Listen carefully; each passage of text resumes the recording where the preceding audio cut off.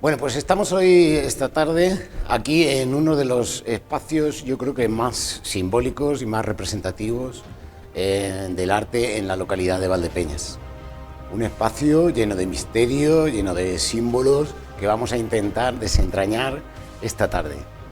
Un espacio, yo creo que este es el espacio donde más visitado de Valdepeñas, donde asiste más gente, y yo creo que también es uno de los espacios incluso más desconocidos de la ciudad. Seamos creyentes o no, este es un sitio, un lugar que sin duda les va a asombrar y les va a sorprender.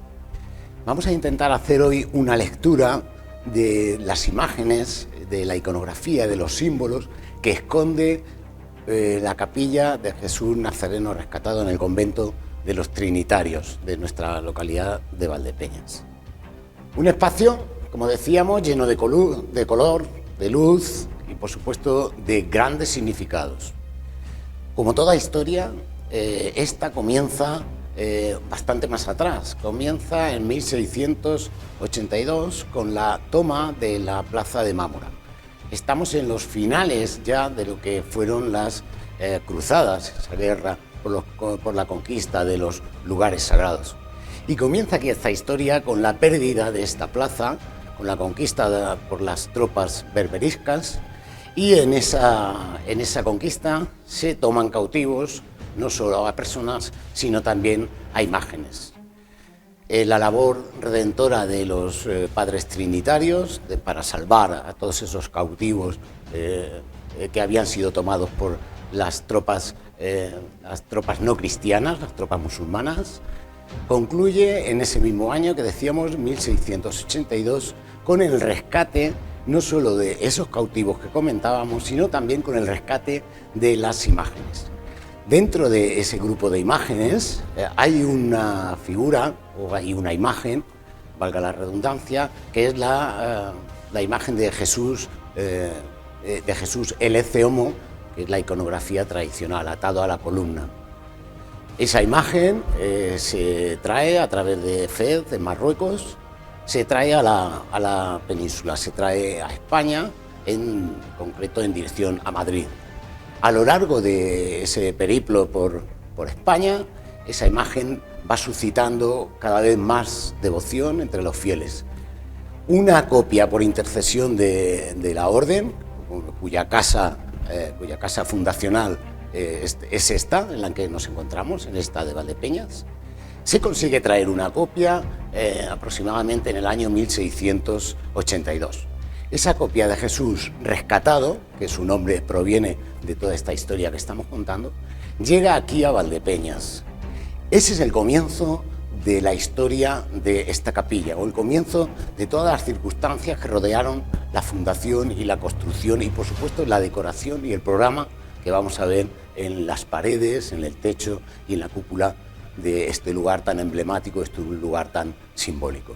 Y a raíz de la llegada de esa imagen aquí a Valdepeñas, la Orden Trinitaria pues considera que debe encontrarse en un lugar mucho más adecuado al fervor y sobre todo a la devoción que había despertado.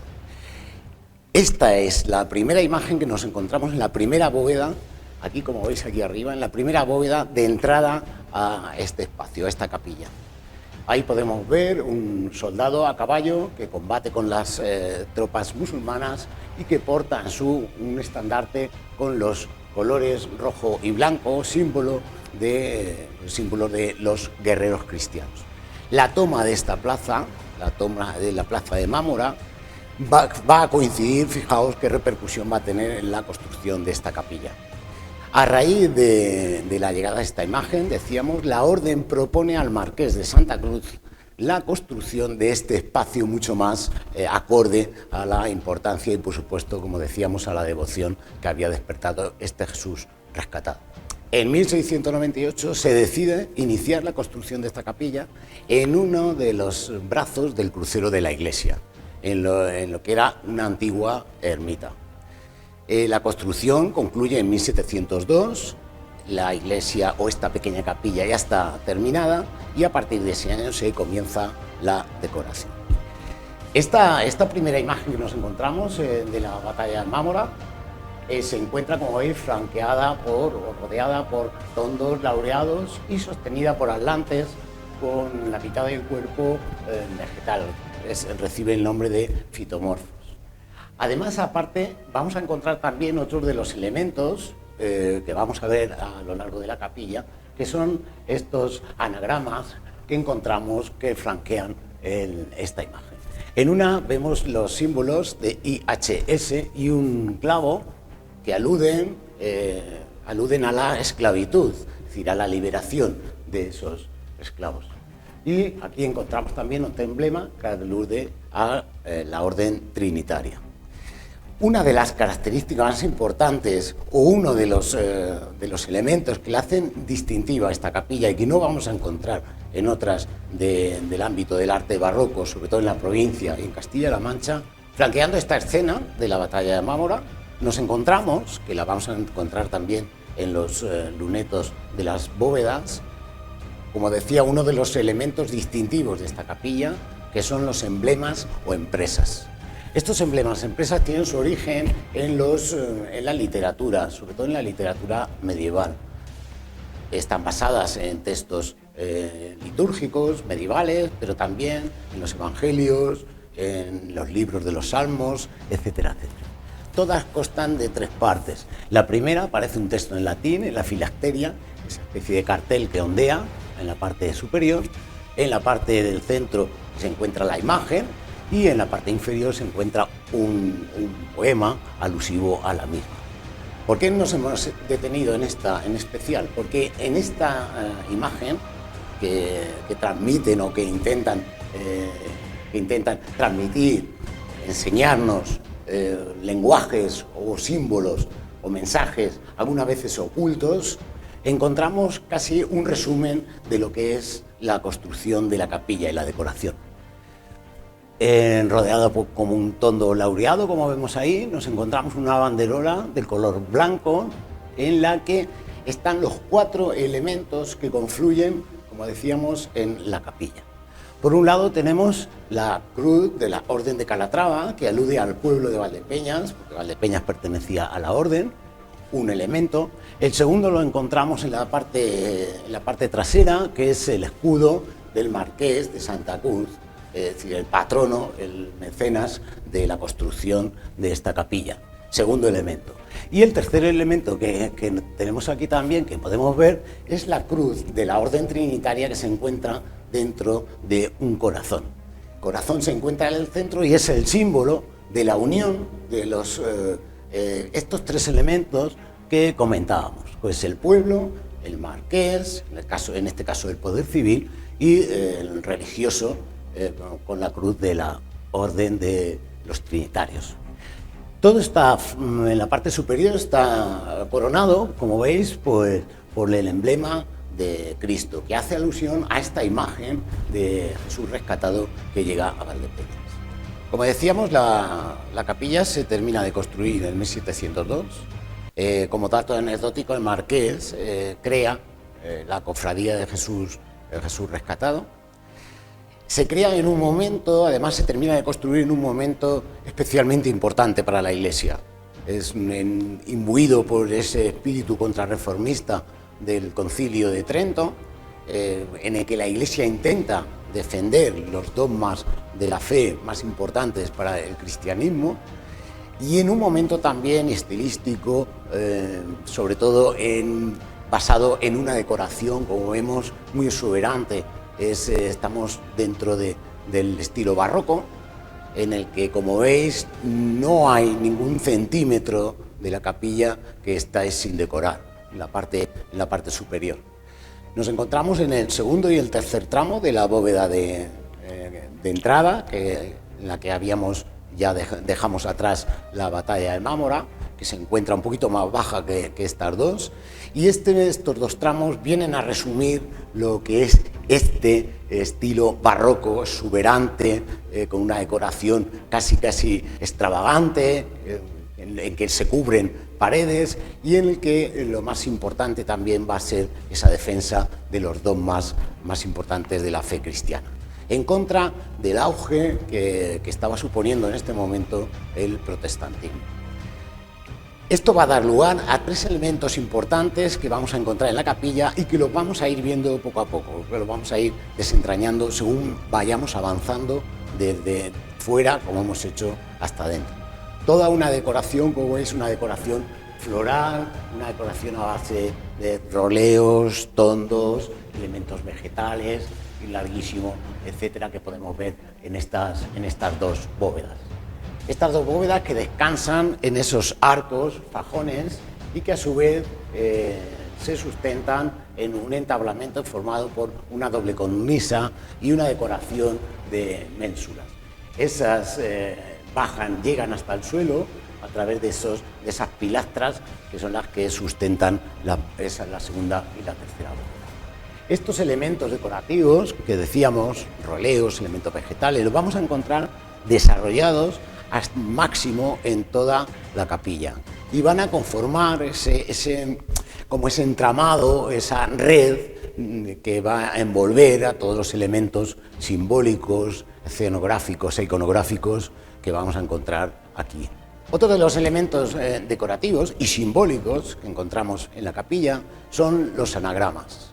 ¿Y qué son los anagramas? Pues son símbolos, en este caso letras, que identifican claramente un concepto o una divinidad. En este caso vais a ver cómo están relacionados. Estos anagramas aparecen también en los arcos que sustentan la cúpula y si los leemos en orden, yo creo que todos estos anagramas los identificamos, podemos leer Jesús, Nazareno, Rey de los judíos.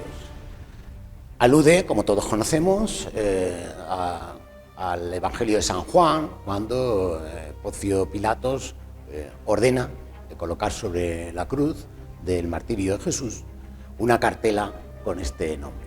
El acrónimo es INRI, yo creo que todos los conocemos, que no lo encontramos aquí en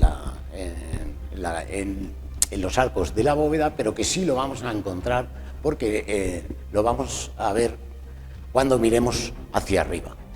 Este es el espacio principal. Si avanzamos un poquito más, nos encontramos en el centro de esta capilla, de planta de cruz latina. Vamos a ver aquí, porque este es el espacio simbólico por excelencia. Estamos a nivel de suelo, ¿vale? Y evidentemente lo que vamos a hacer es elevar la vista al cielo. Este acto es un acto simbólico, es un acto de devoción, de elevar la mirada a Dios. Nos encontramos en la parte central, el punto más importante o el centro de representación y de iconográfico de la capilla. Como decíamos, miramos hacia arriba y este es un acto de devoción, que lo vamos a encontrar también en otro sitio, en otro lugar de esta pequeña capilla, que ya veréis cómo va a tener también mucha significación. Nivel de tierra, nivel del suelo. Si miramos hacia arriba nos vamos a encontrar con la maravillosa e increíble cúpula que corona este espacio. También es un espacio simbólico. El cuadrado de este crucero contrasta con la idea del círculo, la idea de perfección, la idea de culminación. Nos encontramos con una cúpula perfecta en media naranja en la que hay, como veis, una moldura, ¿vale?, que bordea la misma. Una moldura polilobulada que enmarca ese espacio que nos transporta a ese ámbito celestial que ahora vamos a desarrollar. Esta moldura es rara encontrarla en el barroco en el centro de la península, sobre todo es muy raro encontrarla en Castilla-La Mancha, porque es una influencia del barroco antequerano, el barroco andaluz. Sobre ella nos encontramos una barandilla que simboliza la separación entre el cielo y la tierra. Ese espacio celestial, ese espacio místico que nos encontramos aquí, está formado por tres escenas principales. Como vemos en la parte de la izquierda, encontramos la Santísima Trinidad con Dios y Cristo a la derecha. Y en el que emerge, o en el que el elemento más importante es la Virgen María. Hemos aludido ya a la defensa de la doctrina o el culto a la Virgen a raíz del Concilio de Trento. Por eso es una de las razones que aparece aquí.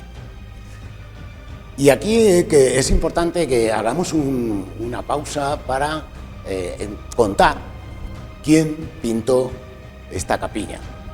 Bueno, pues el autor de la capilla no se conoce, pero sí podemos establecer unas relaciones no solo estilísticas, sino también simbólicas, entre esta capilla y el santuario de las Virtudes en Santa Cruz de Mudela, porque es una iconografía que se parece bastante.